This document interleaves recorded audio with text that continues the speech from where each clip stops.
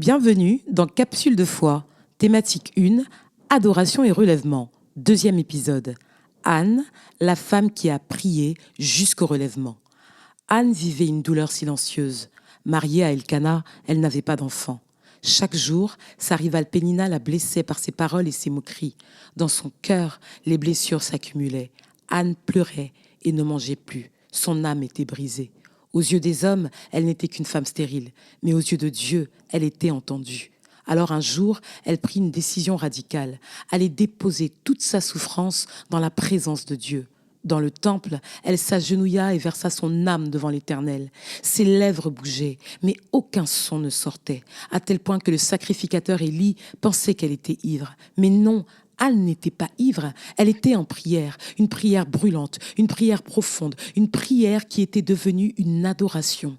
Et c'est dans ce lieu de douleur, transformé en adoration, que Dieu est intervenu. Dieu se souvint d'elle.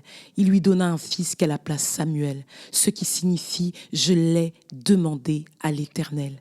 Mais ce n'était pas tout. Anne fit une chose extraordinaire. Elle ne garda pas pour elle ce que Dieu lui avait donné.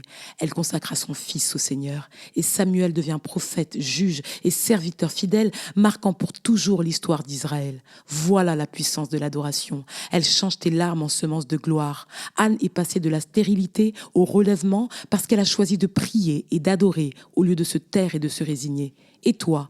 Que fais-tu de tes larmes? Restes-tu prisonnière du silence ou choisis-tu de les transformer en prière et en adoration? Dieu attend ton cri. Ouvre ton cœur, adore-le dans la douleur et prépare-toi à voir naître de ta prière une destinée qui ira bien plus loin que toi.